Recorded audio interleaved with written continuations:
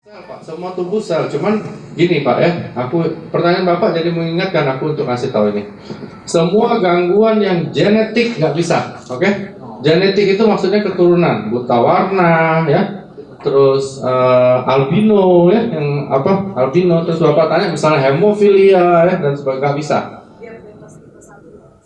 Enggak, diabetes lain. Diabetes itu gini.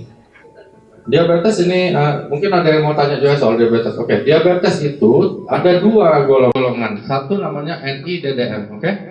Non insulin dependent diabetes. Yang satunya IDDM, jadi insulin dependent. Yang NIDDM ini 90% yang ini nih, yang sering berobat sama kita. Kalau yang NIDDM itu berarti plasentanya sudah jebol, oke? IDDM ada yang genetik, betul. Ada yang genetik. Nggak bisa. Kalau plasentanya nggak ada atau nggak berfungsi nggak bisa. Tapi terapi ini akan membantu organ yang lain. Oke? Nah, diabetes itu bahayanya apa?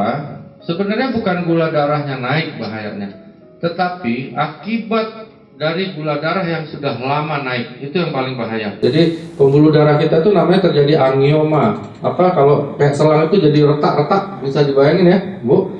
Retak-retak sehingga tiap saat bisa pecah di kepala, stroke, pecah di jantung, serangan jantung, pecah di kaki, dan masuk kuman dia akan dipotong karena dia jadi gangren dan sebagainya. Pecah di mata, retinopati, buta, di ginjal yang gagal ginjal. Jadi itu bahaya diabetes. Kadang-kadang orang bilang, gue udah sehat, apa gula gue 100 nih, apa segala. Oh, itu salah besar ya.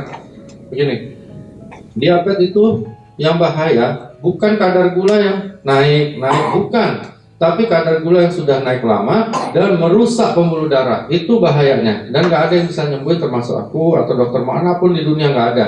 Yang bisa memperbaiki memang hanya terapi stem cell, nggak ada yang lainnya. Berani taruh anakku, nggak ada gitu. Misalnya, jangan bilang, wah gula darahku udah bagus nih, aman nih, wah minum gula lagi atau apa, wah itu kacau benar. Yang rusak itu adalah pembuluhnya, itu nggak bisa disembuhin, Bu. Makanya ada orang yang sudah netral, sudah nyebutnya sudah sehat, gula darah gua udah bagus, tiba-tiba mati, tiba-tiba stroke. Kenapa? Bukan karena gula darahnya naik saja, tapi karena gula darah yang sudah lama naik, pembuluhnya di tiap daerah badannya itu udah gampang sekali pecah, begitu. Nah, dengan stem cell terapi, dia bukan menurunkan gula darah, tetapi memperbaiki semua sel jadi baru, termasuk sel pankreas dan pembuluh darah yang rusak tadi. Oke? Iya, pembuluh darahnya dirapetin lagi, bukan di semen, bukan di ini, tapi diganti baru. Terus kenapa dia bisa bantu kadar gula darah?